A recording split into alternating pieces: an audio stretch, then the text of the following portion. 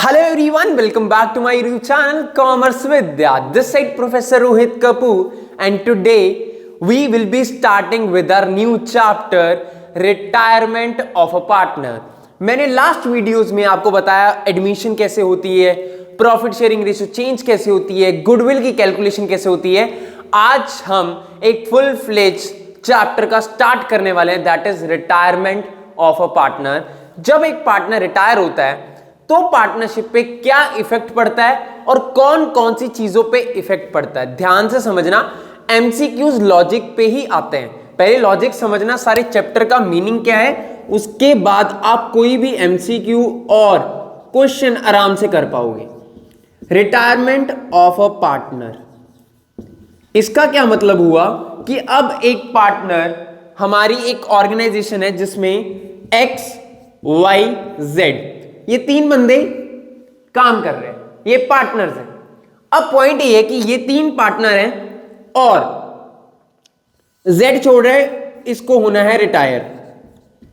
अब रिटायर में सिचुएशन कौन कौन सी होती हैं. सबसे पहली रिटायरमेंट कब हो सकती है कि हमने एग्रीमेंट, मतलब कि डीड में लिखा था कि इतनी देर को ही रिटायर हो जाएगा, उसकी एज के अकॉर्डिंग वो रिटायर हो रहा है, या वॉलंटरी, वो कह रहा है बस यार मेरा मन भर गया काम करने से, मैं रिटायर होने जा रहा हूं, सबकी कंसेंट होगी, वो रिटायर हो जाएगा, अग्रीमेंट में लिखा जाएगा तब रिटायर हो जाएगा, एज के अकॉर्डिंग वो रिटायर हो जाएगा. ये सर्कमस्टांसेस है जब एक पार्टनर रिटायर हो जाता है किसी भी फर्म से, जब वो पार्टनरशिप फर्म में एक पार्टनर है तो. क्लियर है. अब बात करते हैं कि इस चैप्टर में हम पढ़ने क्या क्या वाले हैं. आज का वीडियो प्रॉपरली मैं आपको यही समझाने वाला हूं कि हमने करना क्या क्या है और कैसे कैसे करना है. जब भी रिटायरमेंट होगी, मेरी एक चीज का ध्यान रखना, जब भी रिटायरमेंट होगी change in profit sharing ratio आएगा ही आएगा. सेम पॉइंट है जो हमने एडमिशन में करे हैं, जो हमने change in profit sharing ratio वाले चैप्टर में करे हैं. Change in profit sharing ratio और मैक्सिमम टाइम पे यहां पे हम निकालते हैं गेनिंग रेशियो, जिसका फॉर्मूला है new ratio minus old ratio. ठीक है. आपको पहला पॉइंट है कि जब भी रिटायरमेंट होगी प्रॉफिट शेयरिंग रेशियो चेंज होगी ही होगी. ऐसा क्यों सर? क्योंकि जो बंदा चला गया उसका शेयर कौन लेगा? ओल्ड पार्टनर लेंगे, तो या तो बढ़ेगा या कम होगा. ऑब्वियसली बढ़ेगा क्योंकि ओल्ड पार्टनर शेयर ले लेंगे उसका अब नया पार्टनर, ये जेड नहीं है. मान लो ये 33 33 34 ये शेयर लेते थे आउट ऑफ 100. ठीक है. अब ये चला गया, अब ये जो 34 इनमें डिवाइड हो जाएगा तो इन्होंने गेन कर लिया. मतलब ऐसे ही है कि सबसे पहले change in profit sharing ratio, फिर वैल्यूएशन ऑफ गुडविल. जैसे मैंने पहले समझाया था, गुडविल की वैल्यूएशन का मतलब क्या होता है कि अगर जो पार्टनर सेक्रीफाइस करेगा गुडविल सिर्फ उसी को ही मिलेगी. इस केस में आप बताओ कौन सेक्रीफाइस कर रहा है? जो पार्टनर छोड़ के जा रहा है वो सेक्रीफाइस कर रहा है अपने शेयर को, तो गुडविल भी किसको मिलेगी? रिटायरी पार्टनर को मिलेगी. एंट्री क्या आएगी? Old partners capital account debit to retiree's partner capital account. 99% cases में रिटायरमेंट में गुडविल नॉन कैश होती है. क्या होती है? नॉन कैश होती है. तो इसमें क्रॉस एंट्री डलेगी, क्रेडिट साइड भी जाएगी पार्टनर्स कैपिटल अकाउंट में, डेबिट साइड भी जाएगी पार्टनर्स कैपिटल अकाउंट में, क्योंकि गुडविल कैश में नहीं होती रिटायरमेंट के केस में. अब वैल्यूएशन को गुडविल भी हो गया. उसके बाद revaluation of assets and liabilities. हम यहां पे रीवैल्यू करेंगे अपनी एसेट्स और लायबिलिटीज को. उसके बाद हम करेंगे एडजस्टमेंट ऑफ कैपिटल, ये हमने पहले भी किया हुआ है.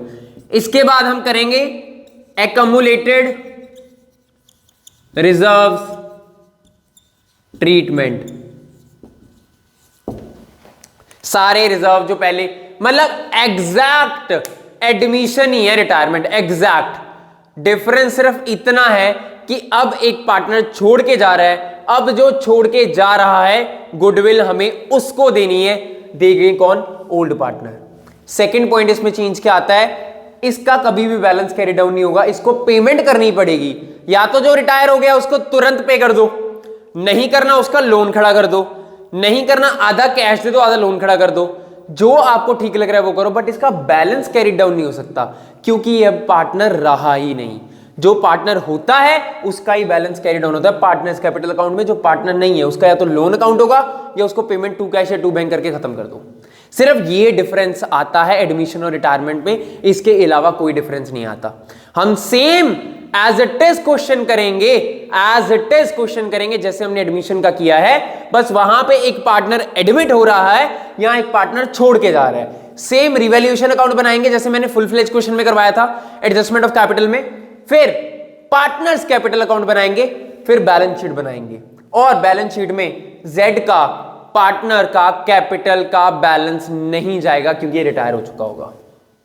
क्लियर है? ये इतना सा डिफरेंस है। क्लियर है? दो तरीके के क्वेश्चन करेंगे, दो तरीके की एडजस्टमेंट ऑफ कैपिटल है रिटायरमेंट में भी। मैं दोनों के फुल फ्लेज क्वेश्चन करवाऊंगा, पहला रिटायरमेंट का क्वेश्चन करवाऊंगा फिर रिटायरमेंट का क्वेश्चन करवाऊंगा। मेक श्योर आप अच्छे से समझ रहे हो इसको, क्योंकि क्वेश्चन इसमें से भी आ जाता है और में, तो ये चैप्टर को भी बिल्कुल छोड़ के मत जाना।